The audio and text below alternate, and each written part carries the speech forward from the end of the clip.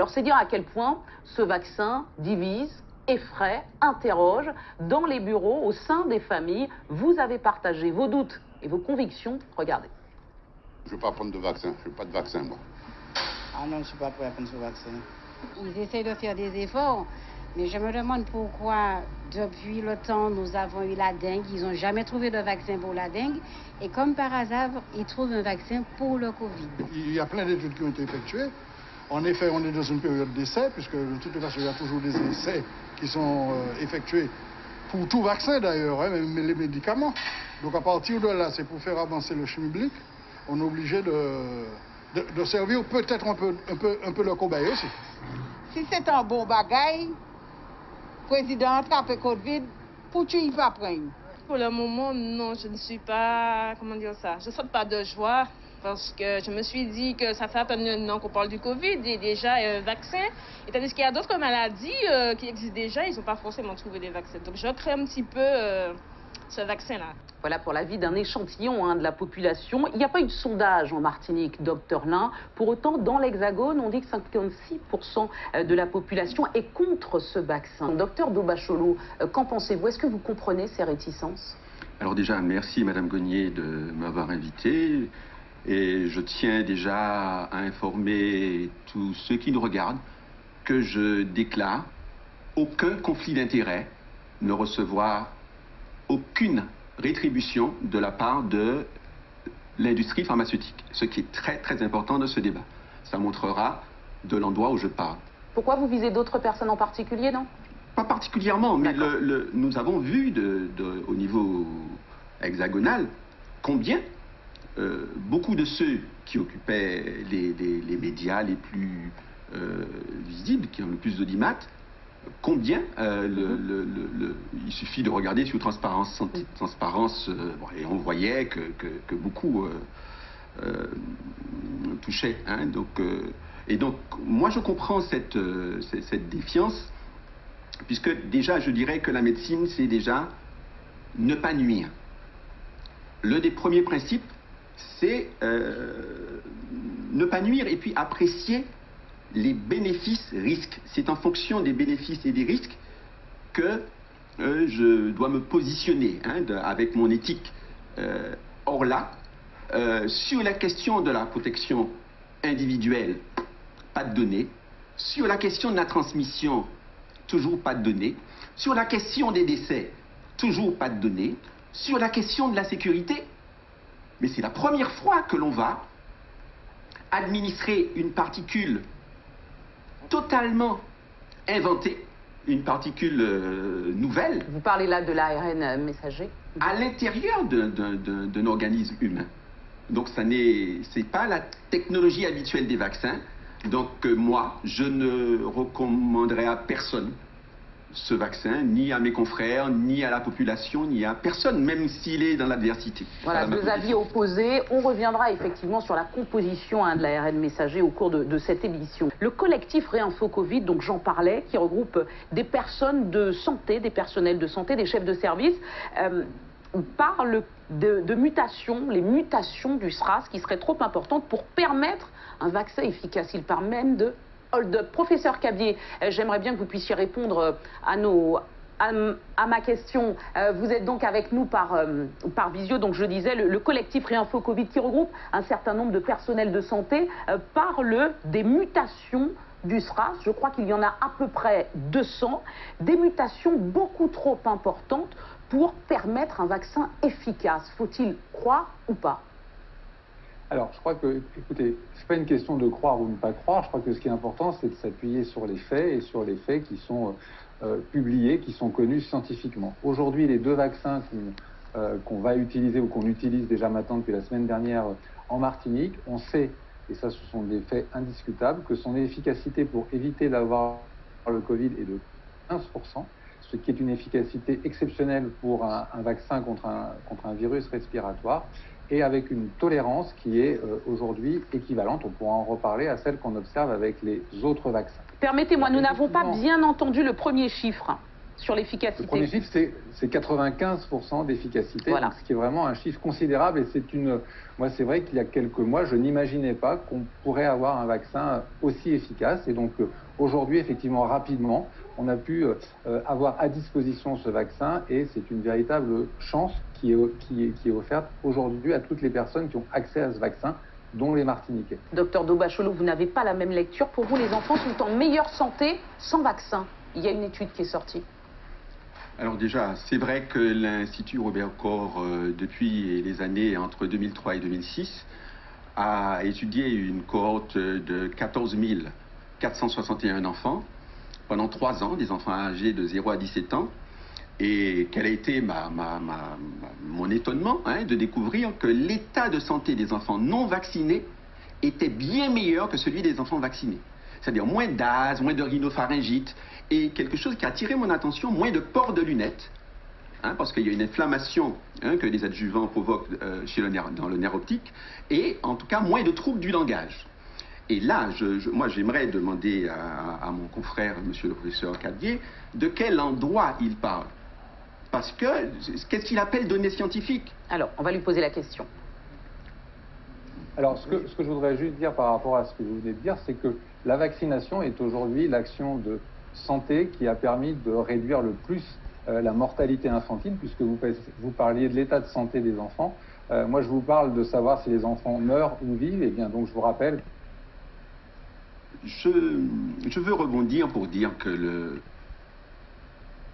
le roi, c'est-à-dire rougeole, oréon et rubéole, il s'agissait en fait d'ARN messager naturel qu'on injectait. Donc en fait, nous ne sommes pas du tout dans d'une innovation sauf que là, complète. Elle est artificielle, hein? Oui, là, mais là elle est enzymatique et justement par rapport à ce que vous venez de dire, il n'y a pas d'adjuvant justement.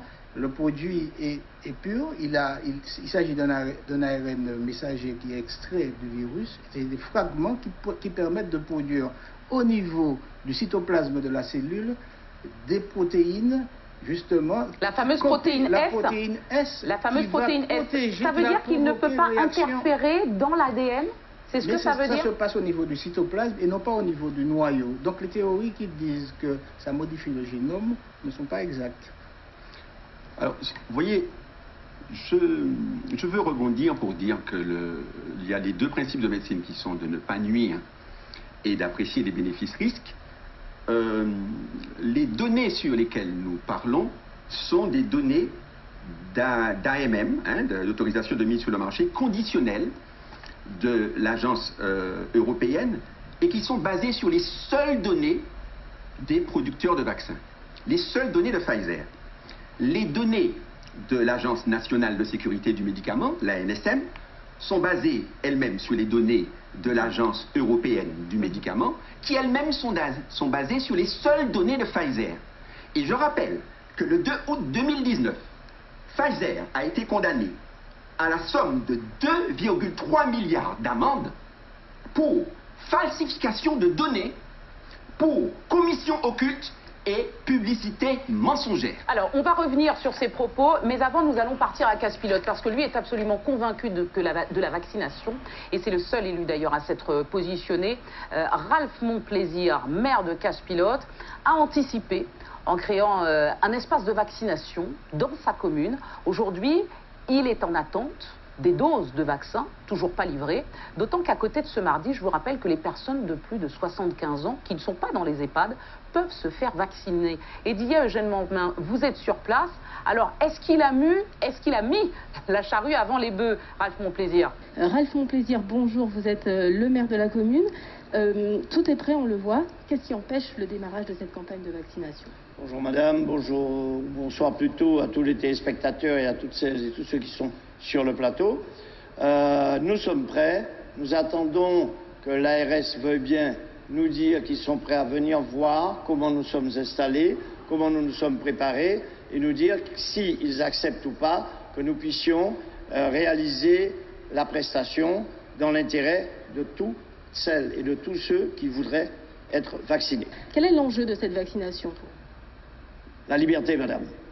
C'est la liberté. Je vis dans un pays dont on dit que la liberté prime. Eh bien, pour moi, la liberté, c'est de pouvoir être libre de me déplacer de voyager, de rencontrer mes amis, ma famille, la liberté, madame. Et la liberté, elle s'appelle vaccin. Donc pour moi, en tous les cas, ceux qui ne veulent pas, eh bien, c'est leur... Je ne dirais pas leur problème, c'est leur affaire. Moi, la mienne, c'est d'être vacciné. Toutes celles et ceux qui veulent être vaccinés aussi, de trouver un endroit. Donc j'ai préféré qu'on prévienne plutôt qu'on ne guérisse. Lorsqu'on injecte quelque chose d'artificiel dans le corps humain, on doit réfléchir par rapport à l'étude de 2012 sur les OGM, c'était du maïs qui était élevé, qui était traité avec un pesticide bien connu ici qu'on appelle le Roundup, sur des rats, et la totalité des rats a développé des tumeurs cancéreuses. Alors vous voyez, on va là nous injecter une particule artificielle qui, elle, va commander une fabrication de protéines. Va-t-elle en fabriquer certains organismes? Vont-ils en fabriquer suffisamment? D'autres vont-ils en fabriquer trop? D'autres vont-ils en fabriquer pas assez? Mais pour vous, quelles seraient les conséquences sur l'être humain? Ben, désastreuses.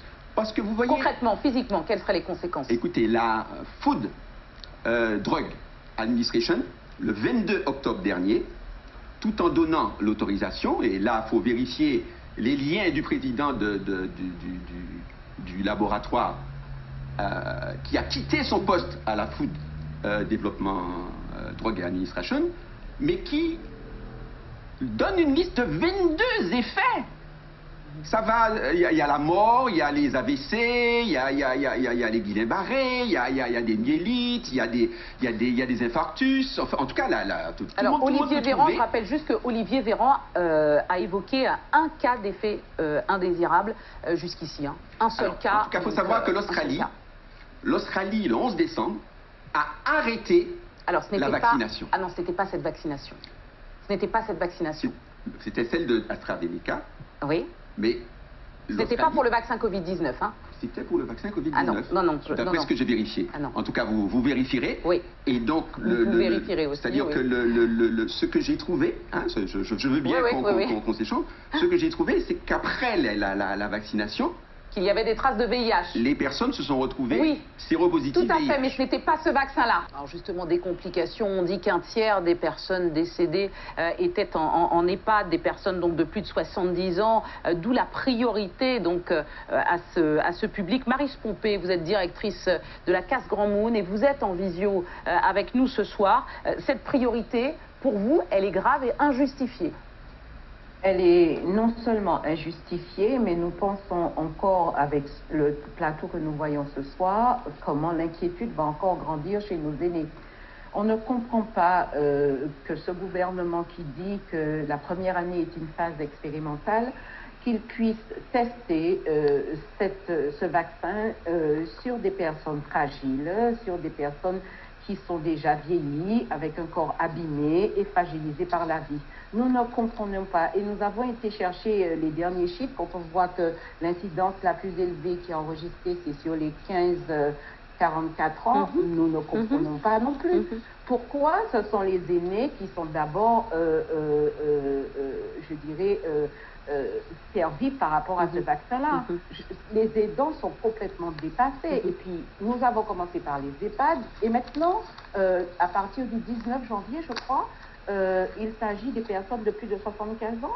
Mais il n'y a rien de rassurant. À partir de jeudi, ce sont les personnes de plus de 75 ans. Maryse Pompé, en préparant cette émission, vous me disiez qu'un cluster avait été identifié récemment à Rivière-Pilote. Seule la personne âgée de 90 ans n'avait pas été contaminée. Ça renforce votre argumentaire, je suppose. Exactement. Et à se demander finalement la question des tests, sont-ils fiables?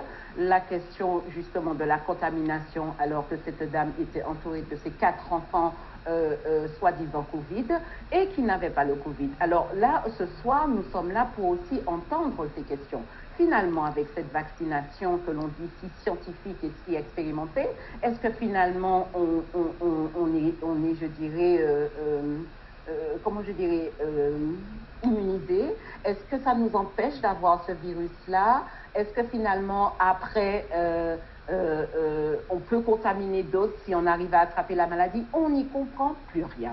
Et permettez-nous aujourd'hui, quand les personnes âgées nous disent « mais on ne comprend pas, ce n'est pas du tout les vaccins d'avant », ben oui, c'est pas du tout les vaccins de l'enfance. On entend bien, et en voyant encore le plateau de ce soir, nous sommes inquiets. Je vais revenir vers vous, Maryse Pompé, mais avant une réaction du docteur Dobacholo. Pour vous, comment faire pour arriver à l'immunisation, puisque vous êtes contre ce vaccin? C'est-à-dire, il faut comprendre que je suis prudent et avec toutes les données que j'ai eues, qui sont en fait les données de la firme, et une firme qui est condamnée pour en fait, pour manipulation de données, justement, donc je ne peux pas avoir confiance dans ses propres données. Et ben, donc en fait, comme on ne peut pas nous apporter la totale garantie d'innocuité, je ne le recommande pas. Mais nous avons aussi des thérapies alternatives. C'est-à-dire? Il faut prendre de la vitamine C en grande quantité. Ah, la vitamine C suffirait? On administre aussi de la vitamine D. On a remarqué, c'est validé par l'Académie des sciences, l'Académie de médecine, là, récemment, après la période Covid, au début, quelques mois après le début de la période Covid, mais tous ceux qui ont fait gériatrie, en tout cas en médecine de famille, nous avons l'habitude de supplémenter en vitamine D nos patients, de 2 ampoules par an. Ah bah ce soir, tout le monde va prendre de la vitamine D quand même. C'est important ce que vous dites. On peut aussi, parce qu'on ne l'a jamais entendu quand même. C'est très important. Non, mais ça figure dans tout, enfin, l'EMCIB, enfin bon. Ce que je veux dire, c'est que vous avez, j'ai dit vitamine C, vitamine D, il y a le zinc, vous avez l'azithromycine. Vous avez l'azithromycine, je termine. Vous avez l'hydroxychloroquine et vous avez l'ivermectine qui se positionne. Et il faut savoir que l'Italie a obtenu, 150 médecins ont obtenu du tribunal la réautorisation de l'hydroxychloroquine dans le Covid. Et je rappelle que la Martinique a perdu 40 personnes dans la phase 1, dans le confinement 1, et que par mois, il meurt 275 personnes ici. C'est-à-dire que les personnes continuent de mourir de cancer, continuent de mourir d'AVC, continuent de mourir d'infarctus, et il n'y en a que pour le Covid.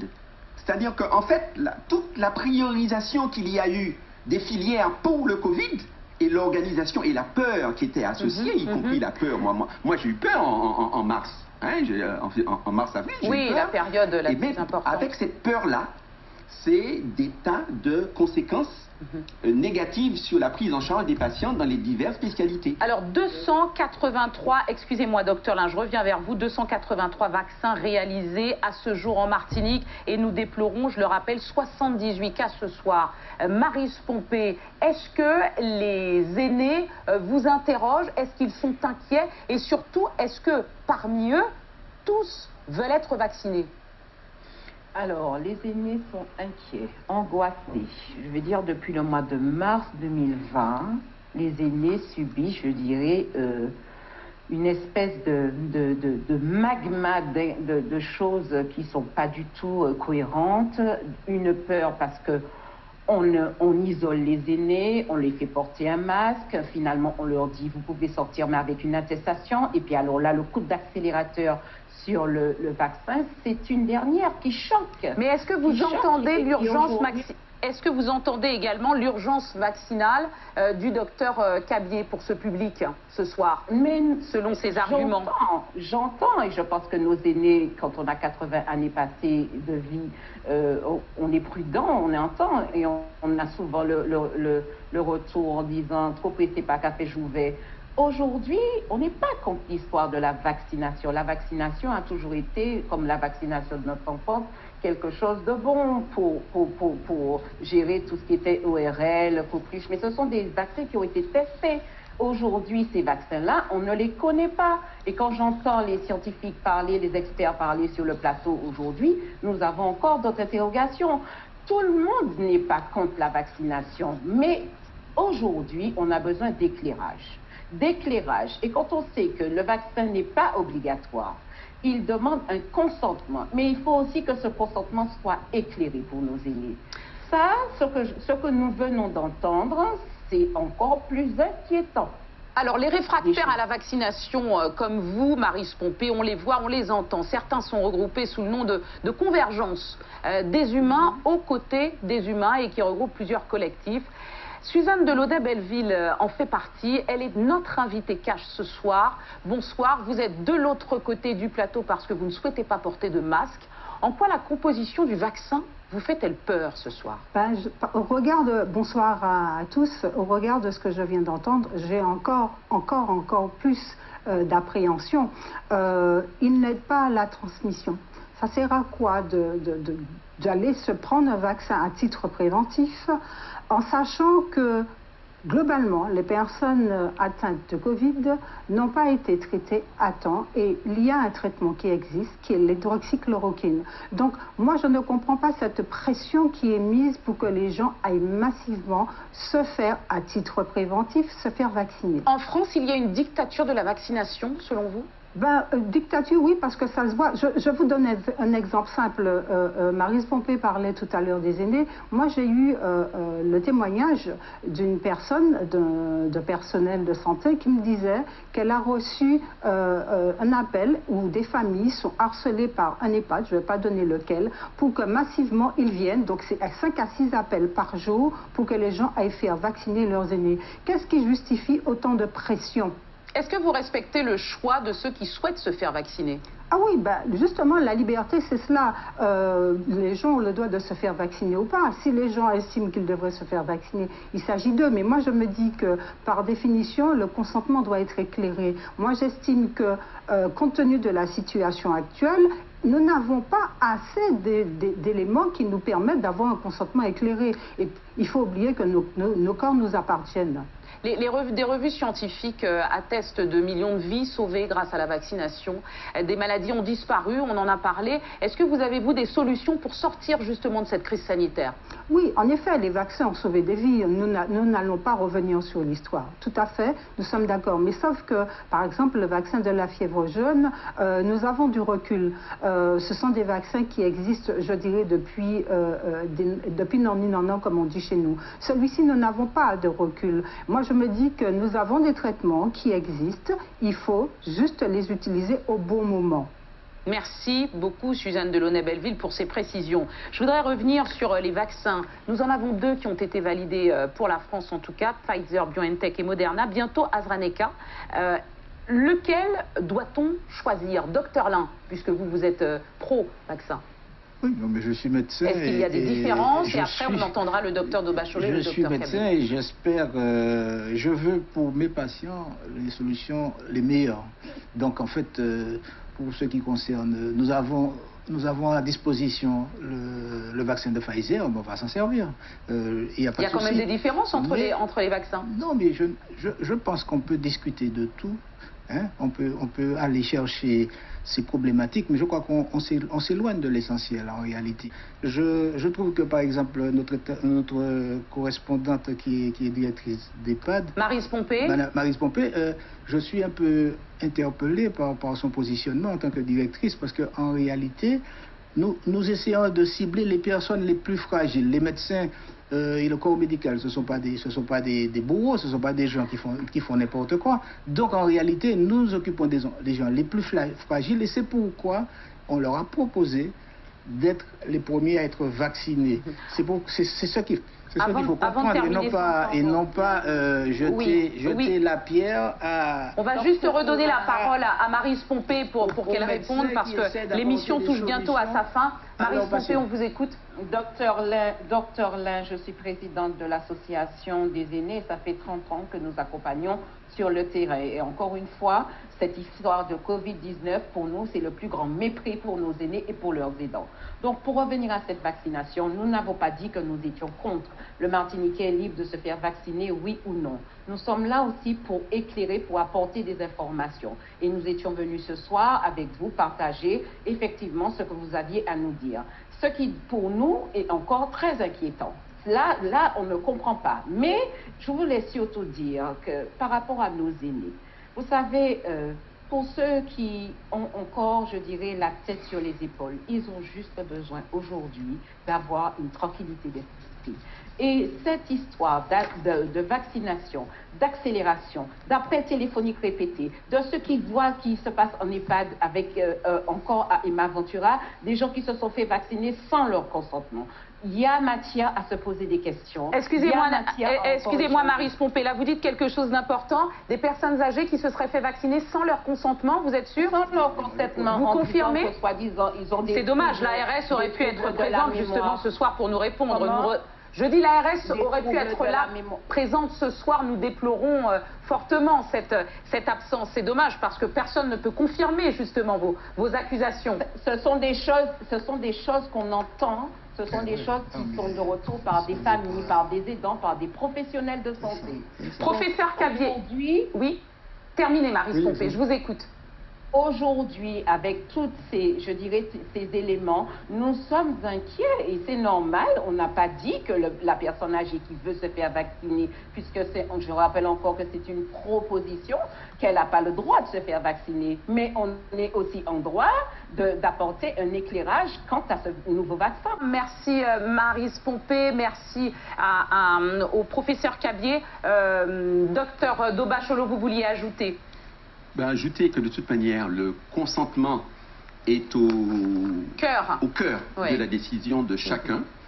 Et donc, chacun aussi a le devoir, à mon avis, de s'informer et de prendre en son fond intérieur sa décision pour soi. C'est-à-dire que ce qui est dommage, c'est les pressions qui sont faites pour quelque chose qui serait pas obligatoire. Hein, c'est ce que nous déplorons.